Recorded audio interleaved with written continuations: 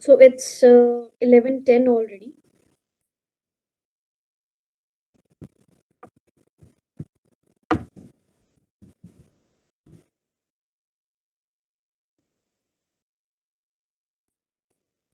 I'll just take your attendance and then I'll start.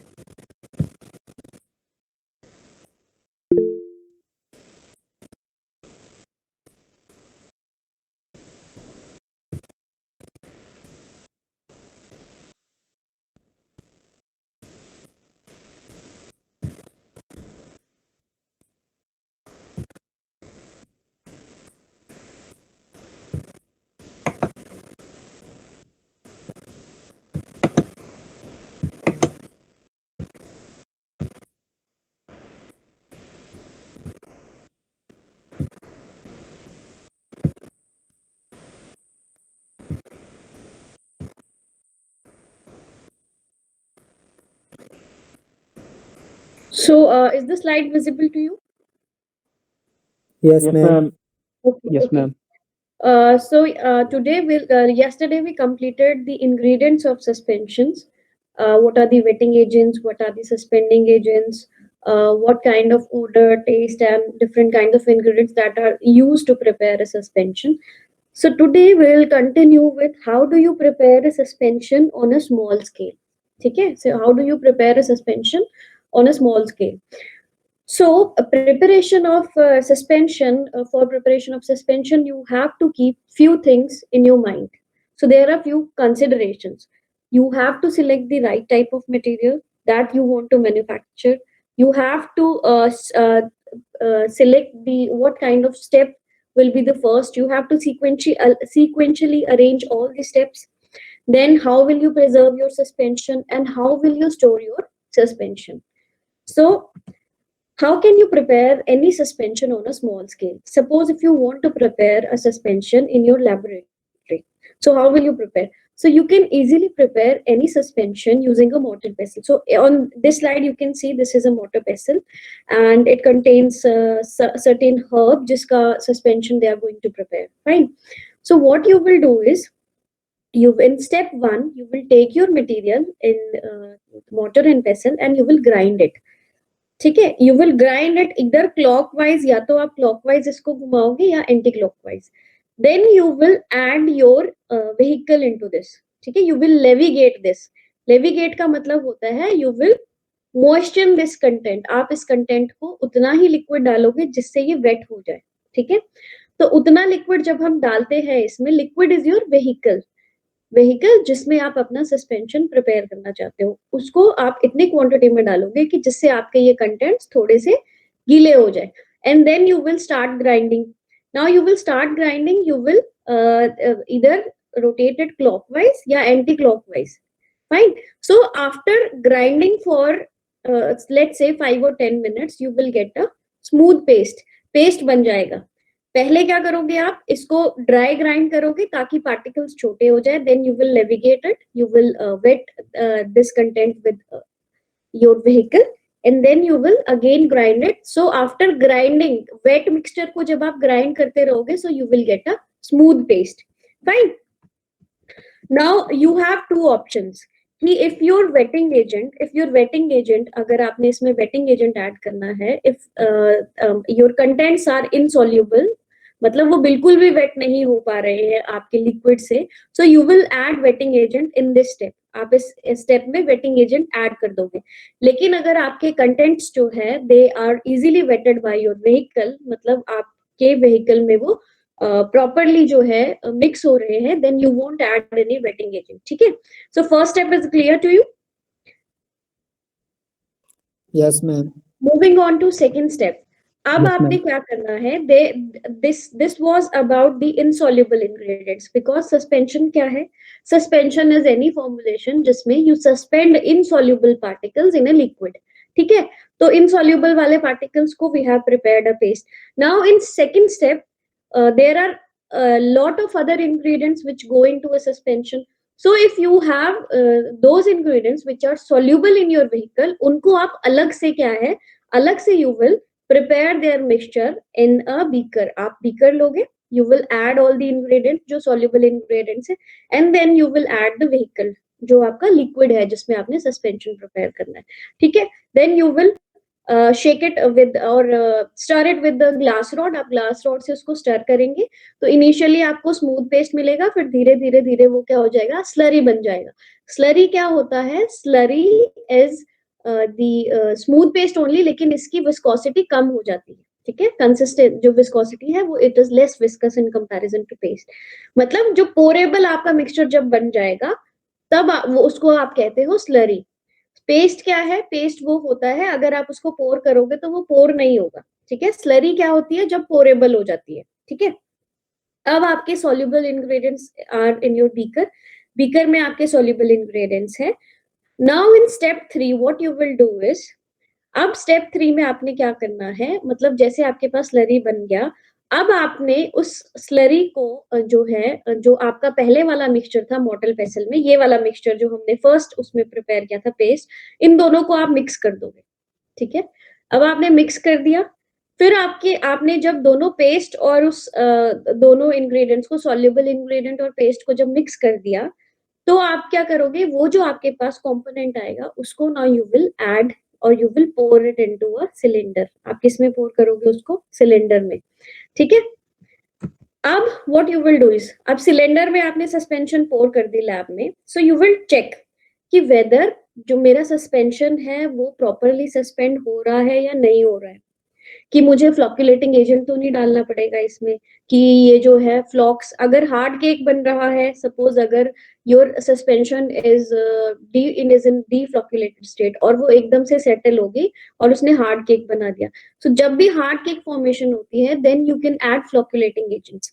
तो flocculating agents क्या है, उसके फ्लॉक्स बना देगा, जैसे ही फ्लॉक्स बनेंगे वैसे ही जो है वर्ड स्पेसिस आ जाएंगे और वैसे ही आपकी जो सस्पेंशन है that will remain suspended. So now you have to decide कि अगर if your suspension is stable, वो स्टेबल है, उसमें कोई प्रॉब्लम नहीं है, ना वो सेटल हो रही है ना कुछ हो रही है, तो आपको कुछ नहीं करना है, आपने फिर फाइनल वॉल्यूम मेकअप कर देना है, जैसे आपने यहाँ पे सिलेंडर में ऐड किया था। सो सपोज आपने अपनी जो स्लरी ऐड की दैट इज 70 ml, लेकिन आपको जो फॉर्मुलेशन डिजाइन है, आपका जो फॉर्मूला है सस्पेंशन का that is for 100 ml, so you will add 30 ml of remaining vehicle, तो आप 100 ml अपना वॉल्यूम मेकअप कर लोगे।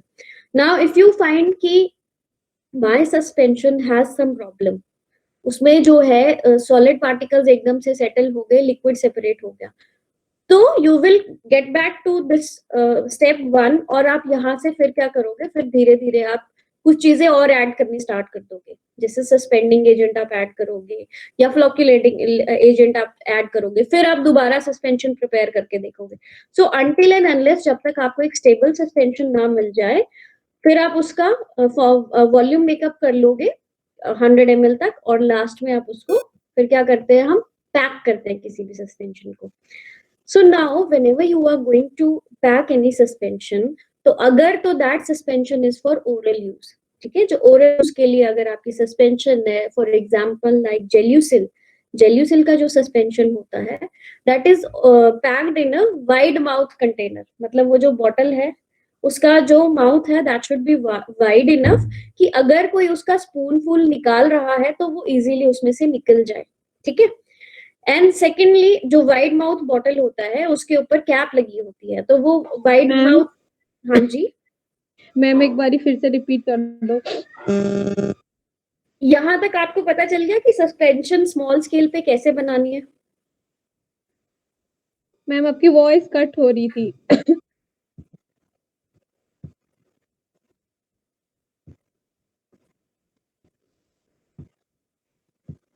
अंकित आपको समझ आया जब मैंने प्रिपरेशन बताया सस्पेंशन का on small scale? Yes, ma'am. Ankit are you Yes, देयर? ma'am. Yes, Ankit ma'am. कैसे हम लैब में सस्पेंशन प्रिपेयर करते हैं? मैम फर्स्ट ऑफ ऑल हमें ये जो हमारा की इंग्रेडिएंट है उसको मोटर एंड पिस्टल पे हम रखते हैं और उसके अंदर स्लोली एंड स्टेडली हम जो हमारा व्हीकल है मतलब उसको डालते हैं और उसका पेस्ट बनाते हैं, स्लरी बनाते हैं। और जब हमारा स्लरी बन जाता है तो हमने क्या करना है, हमने उसको व्हीकल के अंदर डालना होता है। उससे पहले हमने ये भी देखना होता है कि उसके अंदर जो फ्लॉक्यूलेटिंग एजेंट है जो उसके फ्लॉक्यूल्स बनाएगा वो हमने उसके में डालना होता है, और जो वॉल्यूम है जितना हमें चाहिए, फॉर एग्जांपल अगर हमारा स्लरी अगर व्हीकल के साथ 75 ml बनाया है और हमें 100 ml की जरूरत है, तो हम उसके अंदर जो बाकी बचा हुआ वॉल्यूम है जिस कंटेनर हमको चाहिए उसके अंदर डाल के और उसको फिलअप कर देंगे जितना हमें जरूरत है, और इस तरह हमारा सस्पेंशन बन जाएगा।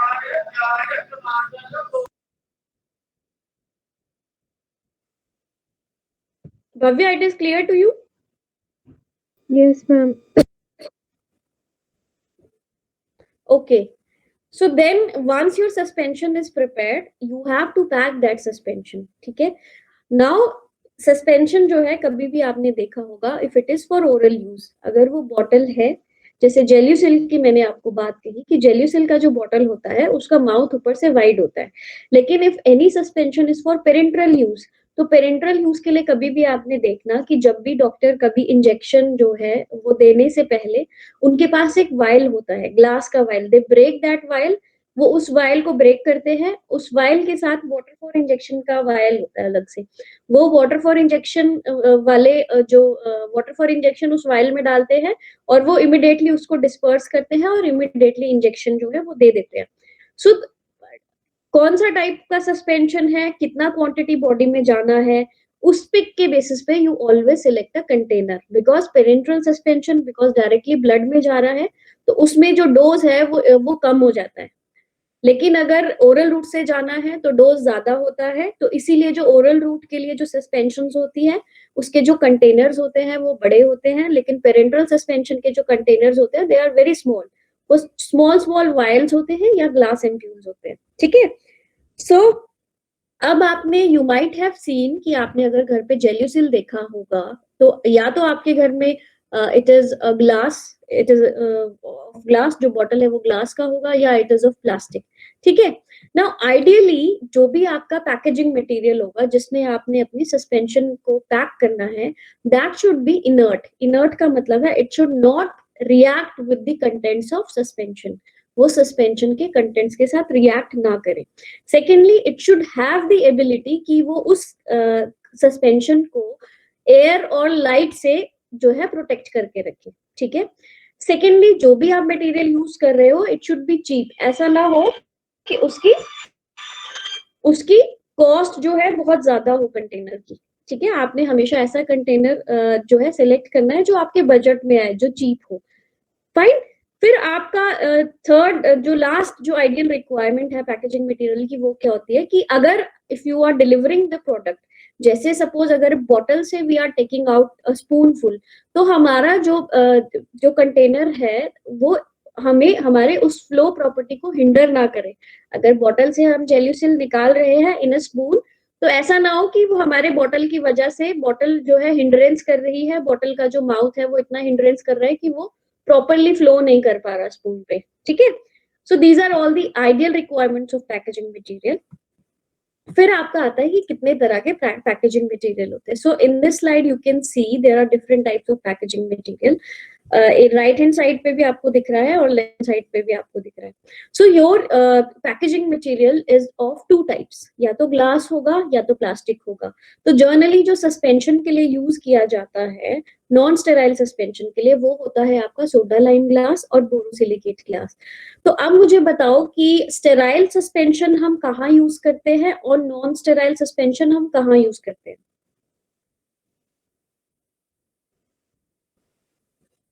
Any of you? स्टेराइल हम वहाँ यूज करते होंगे जहाँ वो कंटेनर से रिलेट कर सकता है। जैसे नहीं, जैसे अगर हमें इंजेक्शन देना है तो उस कंडीशन में you will always use sterile. हम नहीं चाहते हैं कि हमारे ब्लड में डायरेक्टली कोई पैथोजन एंटर कर जाए।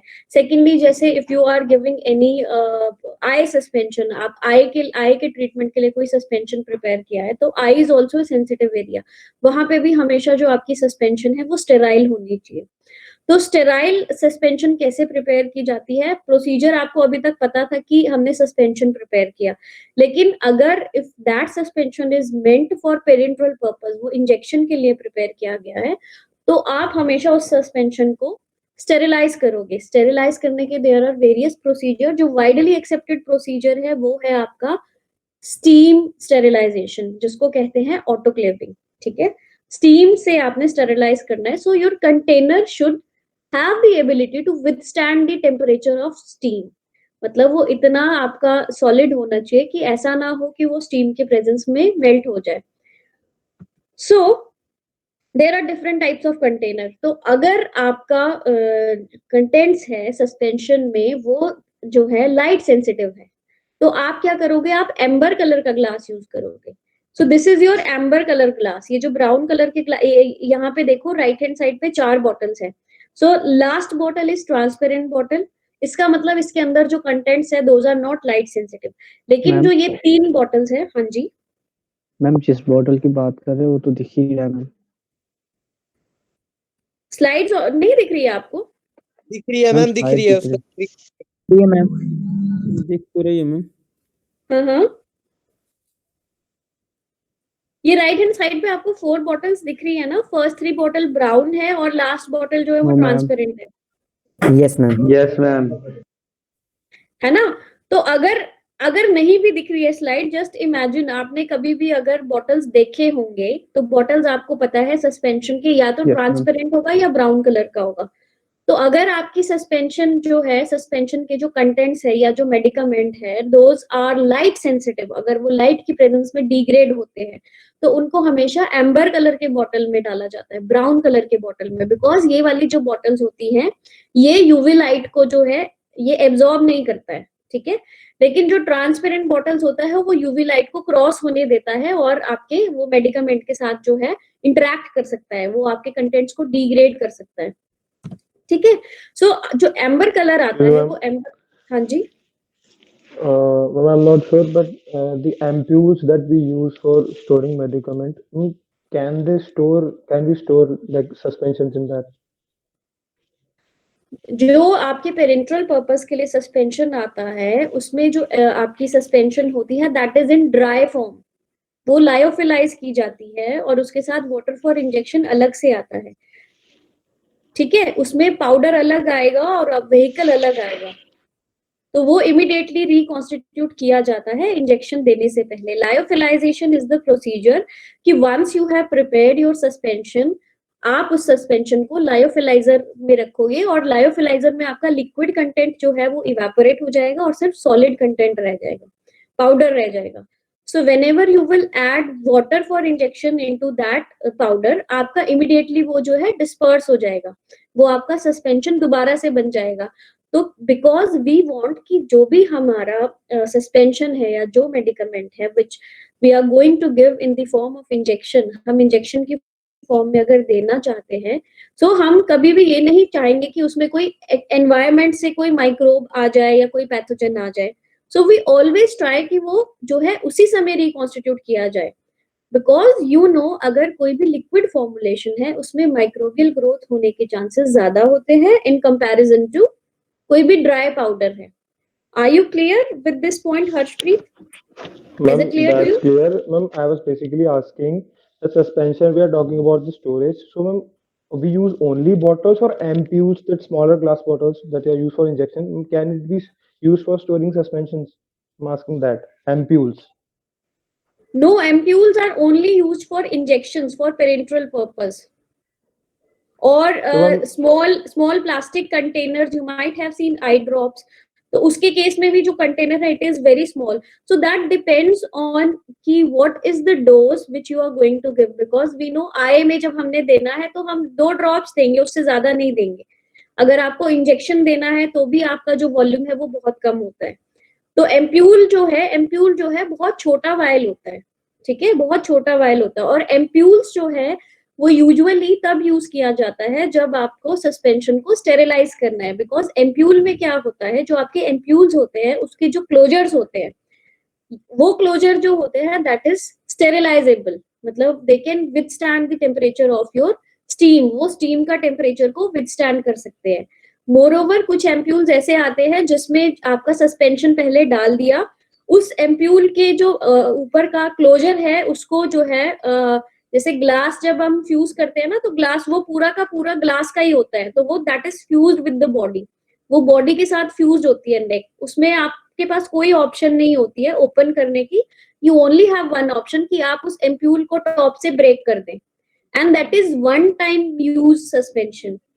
तो अगर आपका, बिकॉज आपने उसका टॉप ऊपर से ब्रेक कर दिया है, अब आपने इंजेक्शन दे दिया है, so you can not reuse that, क्योंकि अब आप उसकी कैप तो दोबारा नहीं लगा सकते हो, वो तो ब्रेक हो गई है। So which is one time use suspension, उस केस में you will fill it in a vial or ampoules. लेकिन अगर आपका ऐसा सस्पेंशन है जो मल्टीपल टाइम्स यूज होना है, जैसे जेल्यूसिल, जैसे एंटासिड है आपका, तो एंटासिड तो आप कितनी बार भी यूज कर सकते हो घर में, ठीक है। एंटासिड में इतना खतरा नहीं होता बिकॉज वो ओरल रूट से लेना है, तो उसमें माइक्रोबियल ग्रोथ का इतना खतरा नहीं होता, बिकॉज हमारे स्टमक में there are various types of enzymes, और ऐसा पीएच होता है जो माइक्रोब्स को किल कर देता है, ठीक है। लेकिन अगर डायरेक्टली ब्लड में इंजेक्ट करना है तो हमेशा वन टाइम यूज आपका कंटेनर होना चाहिए, कि once you have given injection then you will throw that container. So is it clear to you, Harshpreet? Yes, ma'am. Ma'am, I'm asking that if like we are talking about the amber color bottles that they are used, then preferred for the light sensitive Yes, material. So, ma'am, yes, as yes. such, the ampules they are also amber colored in some cases, or they are हाँ always हाँ हाँ classified as हाँ low हाँ हाँ, custodial store. That depends on your medicament. अगर medicament is light sensitive तो आपका amber colour का एम्प्यूल होगा। If your medicament is not light sensitive तो आपका जो एम्प्यूल है वो ट्रांसपेरेंट होगा। Okay, thank you. Okay okay, so amber colour आता किससे है? एम्बर कलर आपका आता है आयरन ऑक्साइड की वजह से। Fine. So what are so we talked about the advantages of the glass कि एम्बर कलर हम दे सकते हैं, एम्बर कलर की वजह से जो है आपकी लाइट सेंसिटिव अगर मटेरियल है तो वो बच जाएगा डिग्रेडेशन से। But there are few disadvantages of glass. हम क्यों प्लास्टिक यूज कर रहे हैं? सो दोज डिसएडवांटेजेस आर कि ग्लास इज फ्रेजाइल, ग्लास टूट जाता है, फ्रेजाइल है वो। Then glass is heavy, glass का जो वेट है, ग्लास बॉटल्स का weight, it is much higher in comparison to plastic bottle. अब because weight is higher, secondly handling जो है वो difficult है glass bottles का, transportation difficult है। glass bottles के केस में you have to take extra cares कि glass के bottles आपस में टकराए ना during transportation, during handling, कोई breakage ना हो। while in case of plastic, उस प्लास्टिक के केस में we don't keep that much of care, क्योंकि अगर प्लास्टिक के बॉटल टकरा भी रहे हैं तो ऐसा नहीं होता है कि वो एक दूसरे से टकरा के ब्रेक हो जाए। So that is the disadvantage of now sometimes what happens कि अगर आपका bad quality का ग्लास है तो कभी कभी क्या होता है कि ग्लास के कुछ कॉन्स्टिट्यूएंट जो है आपके सस्पेंशन में चले जाते हैं। मतलब आपकी सस्पेंशन जो है कुछ ग्लास में से अपने अंदर कॉन्स्टिट्यूएंट को एब्जॉर्ब कर लेगी, ठीक है। So those are all the disadvantages of glass material. Now coming on to second type of material which is your plastic, ठीक है। प्लास्टिक क्यों यूज किया गया? बिकॉज कुछ एक डिसएडवांटेजेस जो ग्लास के थे उसको ओवरकम करने के लिए प्लास्टिक को इंट्रोड्यूस किया गया। Now I told you about there are two type of suspension, one is sterile and one is non sterile. तो स्टेराइल करने के लिए देयर इज एक इक्विपमेंट होता है जिसको हम कहते हैं autoclave. Have you any of you seen autoclave? 11th 12th में कभी ऑटोक्लेव देखा है? लैब्स में था आप लोगों के? No ma'am. हमारे लैब में नहीं होता था वो ऑटोक्लेव। ओके ओके, तो जस्ट इमेजिन ऑटोक्लेव कुछ नहीं होता है, जैसे हमारे घर में प्रेशर कुकर होता है, तो एक बड़ा version of pressure cooker, just imagine कि एक बहुत ऊंचा प्रेशर कुकर है जिसमें एक्स्ट्रा केयर की जाती है। मतलब उसमें जब आप उसमें बेस पे क्या होता है, देयर इज वाटर, उसके अंदर वाटर होता है, उसके ऊपर एक वायर का मेश लगाया जाता है, उस वायर मेश के ऊपर आप अपनी बॉटल्स जो है सस्पेंशन डाल के क्लोज करके उसके अंदर डालते हो। Then you close the lid of that autoclave. आप उसका ऑटोक्लेव का लिड ऊपर से लगाओगे जैसे आप घर पे कुकर का ढक्कन लगाते हो। Then you will control the pressure, आप उसमें स्टीम का प्रेशर कंट्रोल करोगे। सो यू विल ऑटोक्लेव, मतलब आप अपने कंटेंट्स को स्टीम स्टेरिलाइजेशन के लिए कितनी देर तक रखोगे? For 30 minutes at 120 degree centigrade, ठीक है। 30 मिनट के लिए आप 120 डिग्री सेंटीग्रेड पे अपने कंटेंट्स को स्टीम दोगे उसके अंदर, ठीक है। So once your pressure come down, जैसे ही आपका प्रेशर कम डाउन होगा, देयर इज उसमें डिजिटल वो लगा होता है, मतलब नीडल डिफ्लेक्शन लगा होता है। अब वो आपको शो कर देता है कि प्रेशर कम हो गया है। मतलब आप स्टीम उसकी हल्की सी निकालते हो तो धीरे धीरे प्रेशर कम हो जाता है, जैसे प्रेशर कम हो जाएगा ड्रॉप डाउन हो जाएगा, you can open the lid and you can take out your bottles. तो वो जो ऑटोक्लेव होता है उसका हाइट बहुत ज्यादा होता है, ठीक है। So once you are placing your contents into that autoclave, उसके अंदर जब आप कंटेंट्स डाल रहे हो, सो देयर आर चांसेस कि आप ऊपर से बॉटल ड्रॉप ना कर दो। तो अगर आपने जोर से उसमें बॉटल डाल दी तो आपकी अगर ग्लास का बॉटल है इट विल क्रैक और आपके सस्पेंशन जो है लीक हो जाएगी। लेकिन वी नो कि जो प्लास्टिक है, plastic is not that much fragile as compare to your glass. तो अगर हम उसमें प्लास्टिक की बॉटल डाल रहे हो तो उसमें चांसेस कम होते हैं ब्रेक होने के, ठीक है।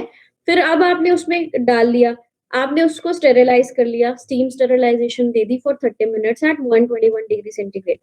Now you will release the steam slowly, and then once the pressure drop down you will open the lid. Now you have to take out those bottles.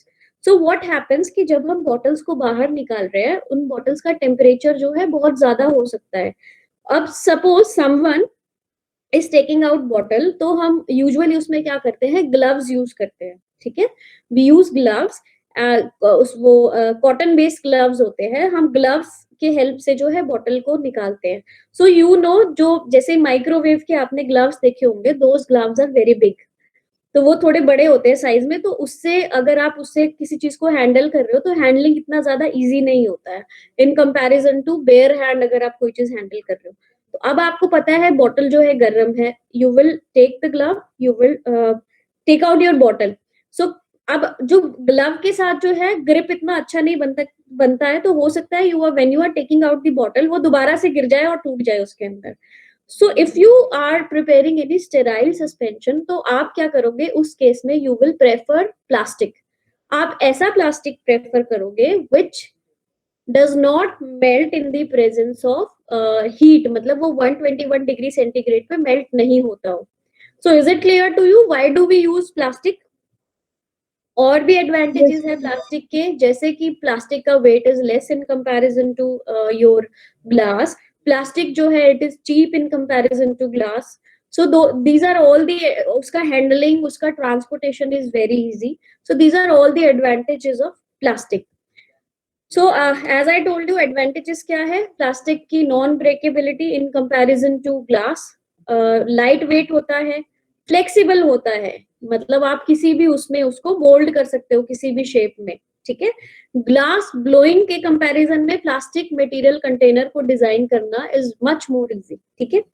Then अब कौन कौन सा मटेरियल्स होता है which is used as plastic material? वो है आपका polyethylene, polyvinyl chloride, polystyrene and polycarbonate, ठीक है। नाउ अब आपने बॉटल अपनी सिलेक्ट कर दी, या तो आप प्लास्टिक सिलेक्ट करोगे या आप ग्लास सिलेक्ट करोगे, ठीक है। Now you will fill your suspension, आप सस्पेंशन फिल करोगे तो आपके पास लास्ट ऑप्शन क्या बचती है कि यू हैव टू क्लोज, आप उसमें क्लोजर लगाओगे ऊपर से, ठीक है। क्लोजर मतलब ढक्कन जिसको कहते हैं, ठीक है। सो क्लोजर, ये लेफ्ट हैंड साइड पे आपको ब्लैक कलर के क्लोजर्स दिख रहे हैं। क्लोजर्स के अंदर आप हमेशा लाइनर्स लगाते हो। लाइनर्स किस लिए लगाते हैं? ताकि आपका टैट जो कैप है वो टाइटली क्लोज रहे और आपके कंटेंट्स जो है वो स्पिल आउट ना हो, ठीक है। सो you will select particular type of liners and you will select particular type of closures depending on what kind of advantage you want, या आपके बजट में वो क्लोजर्स है या नहीं है, ठीक है। So what are the factors which you are going to keep in mind जब आप क्लोजर को सिलेक्ट कर रहे हो? जैसे हमने बॉटल सिलेक्ट किया था, सो बॉटल भी कैसी होनी चाहिए? That should B inert with the product. तो आपका क्लोजर भी कैसा होना चाहिए कि दैट शुड बी इनर्ट, वो हमारे प्रोडक्ट को कोई भी हार्म ना करे, ठीक है, कंपैटिबल होना चाहिए प्रोडक्ट के साथ। सेकेंडली, क्लोजर ऐसा होना चाहिए कि वो इतनी सील इंटेग्रिटी दे हमारे सस्पेंशन के बॉटल को कि उसमें से कंटेंट स्पिल आउट ना हो, ठीक है। सेकेंडली, क्लोजर हो चाहे बॉटल हो, वो आपका ऐसा होना चाहिए कि अगर आपकी सस्पेंशन का शेल्फ लाइफ, अगर आपकी सस्पेंशन का शेल्फ लाइफ इज 2 ईयर, मतलब वो 2 ईयर्स के लिए स्टेबल रहती है, तो आपको कंटेनर भी ऐसा सिलेक्ट करना है जिसकी shelf life is more than 2 years, ठीक है।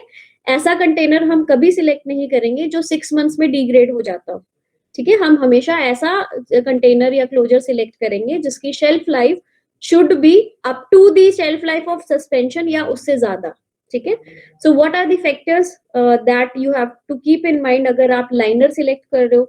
लाइनर का भी वही है कि वो आपका जो है इनर्ट होना चाहिए और वो आपके सस्पेंशन को कोई भी प्रोडक्ट्स उसके मतलब उसमें सस्पेंशन आपकी एब्जॉर्ब ना करे कुछ भी लाइनर से. लाइनर आपके सस्पेंशन के साथ जो है कोई रिएक्शन ना करे. ठीक है. और आपका लाइनर जो है दैट शुड बी हीट और स्टीम रेजिस्टेंट. मतलब ऐसा ना हो कि अगर आपको स्टेरिलाइज ही करनी पड़े आपकी सस्पेंशन तो आपका लाइनर इतना होना चाहिए कि वो that should withstand that temperature. ठीक है. As well as the environmental temperature कि अगर डिफरेंट क्लाइमेटिक जोन्स के लिए आपने सस्पेंशन बनाया है तो ऐसा ना हो जो हॉट एरियाज होते हैं वहां पे आपका लाइनर मेल्ट कर जाए. सिमिलरली लाइनर का शेल्फ लाइफ भी है that should be either up to the suspension या सस्पेंशन से ज्यादा उसका शेल्फ लाइफ हो. Secondly it should be cheap. Economical factors you have to consider. Other than that कि जब भी जो भी आपका लाइनर है अगर आपने लाइनर प्लेस किया है क्लोजर से पहले तो जब आप कैप क्लोज कर रहे हो तो ऐसा ना हो कि जब आप उस कैप को ओपन करना चाहते हो तो उसमें इतना ज्यादा टॉर्क लगाना पड़े इतनी ज्यादा फोर्स लगानी पड़े कि वो तब जाके खुल रहा है. सो एप्रोप्रिएट टॉर्क होना चाहिए कि जब आप अपने कैप को खोलना चाहते हो तो वो इजीली खुल भी जाए. फाइन. देन योर अपीयरेंस कि जो लाइनर है आपका उसकी अपीयरेंस भी बहुत ज्यादा मैटर करती है. जैसे आप यहाँ देख सकते हो जो ब्लैक कलर का ये क्लोजर है इसके साथ इन्होंने जो लाइनर दिए हैं इसके कलर्स आप देख सकते हो व्हाइट है ग्रे है और ब्लैक है. ठीक है. सो ये तीनों जो कलर्स है ये इस ब्लैक कलर के क्लोजर के साथ दे विल लुक गुड. लेकिन अगर आप सडनली इसके साथ आप चाहोगे कि रेड कलर का क्लोजर लगाओ ग्रीन कलर का लगाओ so the appearance should be in दोनों का अपीयरेंस क्या है एक दूसरे के साथ कंपैटिबल होना चाहिए. ठीक है. Then coming on to storage requirements कि अब आपने जो है कंटेनर में सस्पेंशन भी फिल कर दिया है और आपने क्या करना है अब उसको स्टोर करना है. ठीक है. सो जब भी आपने स्टोर करनी है कोई भी सस्पेंशन उसके ऊपर जो लेबल होगा लेबल के ऊपर आप हमेशा जो है डायरेक्शंस लिखते हो कि store at cool place store away from light shake well before use. So these are the mandatory requirements mandatory labelling direction जो आपको किसी भी बॉटल के लेबल के ऊपर देनी पड़ती है. So first mandatory labelling requirement is shake well before use. अब मुझे बताओ कि why it is always written in case of suspension that you have to shake them well before use. Because Or maybe the because there may be a properly bad dissolve formation it, and the so contents will settle down and that therapeutic action will not be coming in that particular dosage form. So if we'll shake, the bed will Yes. loose bed will dissolve and the Okay. Very very good Harshpreet. ठीक है. ताकि आपको हमेशा uniform dose मिले. So whenever you are taking out suppose Gelusil का ही है तो जेल्यूसिल का whenever we are taking out a spoonful तो हमें यूनिफॉर्म डोज मिले. ठीक है. Okay. Then coming on to second requirement maximum जो सस्पेंशन है उस पे लिखा जाता है डू नॉट फ्रीज. क्योंकि जो फ्रीज थॉ होता है फ्रीज थॉ से हमारे कंटेंट जो है कभी कभी डिग्रेड हो जाते हैं. जैसे आप कुछ एक मेडिकामेंट होता है उसको इफ यू फ्रीज इट अब वो फ्रीज हो गया है और जैसे ही आप उसको दोबारा रूम टेम्परेचर पे लेके आओगे वो जो मेडिकामेंट है दैट लूजेस इट्स प्रॉपर्टी. तो मेजोरिटी ऑफ केसेस में क्या होता है सस्पेंशन पे लिखा जाता है that do not freeze this. ठीक है. फिर आता है आपका एक डायरेक्शन होती है प्रोटेक्ट फ्रॉम डायरेक्ट लाइट. वो आपको पता है कि वो किस कंडीशन में होगा कि अगर आपकी लाइट सेंसिटिव ड्रग है. ठीक है. अब अगर आपका जैसे मैंने आपको कहा था if it is a parental suspension तो पेरेंटल सस्पेंशन को हमेशा ड्राई फॉर्म में उसका एम्प्यूल आता है उसके साथ वाटर फॉर इंजेक्शन का एम्प्यूल अलग से होता है. उसको आप इमीडिएटली इंजेक्शन देने से पहले मिक्स करते हो एंड देन यू इंजेक्टेड. तो अगर आपकी ऐसा टाइप का पेरेंटल सस्पेंशन है तो उसका जो कंटेनर है उसके बाहर स्पेशल डायरेक्शंस होगी that you have to mix this vehicle with your dry powder and then you have to administer. तो वो special conditions भी mention की जाती है. ठीक है. So this is the example of a label. एक suspension का example है. इसमें कुछ directions लिखी है. इसमें लिखा है बड़ा बड़ा लिखा गया है shake well. So shake well before use. So this is how you design a label. ठीक है. Then आता है आपका storage. हमेशा जो आपके मेडिसिन होते हैं मेजोरिटी ऑफ केसेस में you will only store your medicine in a cool place. ठीक है, आप उसको रेफ्रिजरेटर में नहीं रखोगे, आप उसको कूल प्लेस में रखोगे, बिकॉज रेफ्रिजरेटर में फ्रीज भी हो सकती है मेडिसिन और वो अपनी प्रॉपर्टी लूज भी कर सकती है। ठीक है, देन आपका आता है कि freezing at very low temperature भी अवॉइड करना है in case of suspension, because at very low temperature आपके जो पार्टिकल्स है वो ज्यादा सेडिमेंट होते हैं या वो एग्रीगेट होना ज्यादा स्टार्ट हो जाते हैं। Then ideal storage temperature is from 20 to 25 degree centigrade. So is it clear to you? Storage सबको समझ आ गया? Yes, ma'am. From Yes, ma'am. tomorrow I'll continue the evaluation of suspension. ये suspension का last topic है and with this we will complete this topic. और कल आपकी class है Wednesday को? No, ma'am. No, ma'am. No, ma'am. No, Thursday को है? Yes, ma'am. Thursday and Friday तो है. थर्सडे को हमारा ये लास्ट टॉपिक होगा, बस थर्सडे तक जो हम कवर करेंगे वही आपका एमएसटी पे आएगा। ठीक है, Okay, ma'am. okay, ma'am. Okay, सो ma'am. सबको आज वाला टॉपिक समझ आ गया? किसी को कोई डाउट? आ गया। No doubt, ma'am. No, ma'am.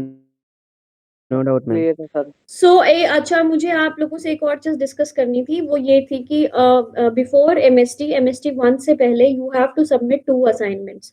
तो अभी तक फर्स्ट असाइनमेंट कितने लोग कर चुके हैं? अगर जिसने सबमिट कर दिया है वेल एंड गुड, जिसके पास ऑफिशियल आईडीज है वो गूगल क्लासरूम में अपलोड कर लीजिए, जिसके पास ऑफिशियल आईडीज नहीं है वो मुझे मेल कर सकते हैं। तो अगर आप कर चुके हो गुड, अगर आपने नहीं सबमिट किया है आप सबमिट कर दो। और मैं इसी के साथ जो है आपको अब सेकंड असाइनमेंट भी देने वाली हूँ, ताकि फर्स्ट एमएसटी से पहले हमारी जो मिनिमम रिक्वायरमेंट है 2 असाइनमेंट्स का वो कंप्लीट हो जाए। Okay ma'am. Okay, ma'am. ठीक है, Okay, ma'am. तो आप फर्स्ट तो सब लोग कर ही देना एक दो दिन में, ताकि मैं इवैल्यूएट करना भी स्टार्ट कर दूं साथ के साथ। फिर सेकंड के लिए मैं गूगल क्लासरूम में अपलोड कर दूंगी कि सेकंड असाइनमेंट आपको किस चीज पे बनाना है। सो if you have doubt you can stay, जिसको डाउट नहीं है they can leave the meeting. Ma'am yes Bhavya. Ma'am revision question भी करवा देना एमएससीज के लिए एक बारी। हाँ श्योर। मैम मॉड्यूल 2 में जो लिक्विड डोजेस फॉर्म है मैम वो भी आएंगे? हाँ वो सारा ये suspension emulsion liquid doses form का पार्ट ही है। सॉल्यूशन भी लिक्विड डोजेज का पार्ट है, देन एलिक्जर्स वगैरह वो सब कुछ आपका लिक्विड डोजेज का पार्ट है। तो कल तक आपका नेक्स्ट क्लास तक जो भी टॉपिक कवर होंगे वो सारे आपको एमएसटी में आएंगे। Okay, thank you, ma'am. Okay welcome. Excuse ma'am. हाँ जी अर्चित। मैम असाइनमेंट व्हाट्सएप भी कर देना, जो असाइनमेंट आप भेजोगे ना क्लासरूम पे। Okay okay okay thank you ma'am. Ma'am Aastha का नेटवर्क इशू है, उसके लिए लगा देना प्रेजेंट। किसका मैम- किसका? आस्था आस्था ने क्यों, वो किसी और की आईडी से ज्वाइन नहीं किया उसने? मैम उसने मेरी आईडी से ज्वाइन किया था बट उसका फिर अभी लीव हो गया, नेटवर्क इशू था उसका। अच्छा अभी leave हुआ है। Okay okay. Yes ma'am.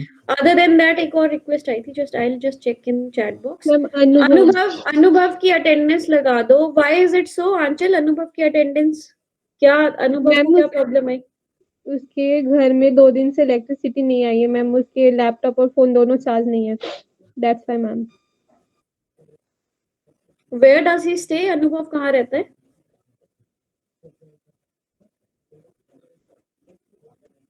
Ma'am वो तो नहीं पता, बट उसके घर में इलेक्ट्रिसिटी नहीं आई है। जशन प्रीत कौर, आशीष धीमान का अगर नेटवर्क इशू है तो अगर उसने एक भी बार ज्वाइन किया है so I will automatically get his attendance. Network issue वालों का तो मेरे पास आ जाता है अगर उन्होंने एक भी बार ज्वाइन किया होगा मीटिंग। मैम आस्था ने मेरी आईडी से ज्वाइन किया था, सो ओके वो हर्षित, चीज़ देख लेना। Okay yes okay. मैम।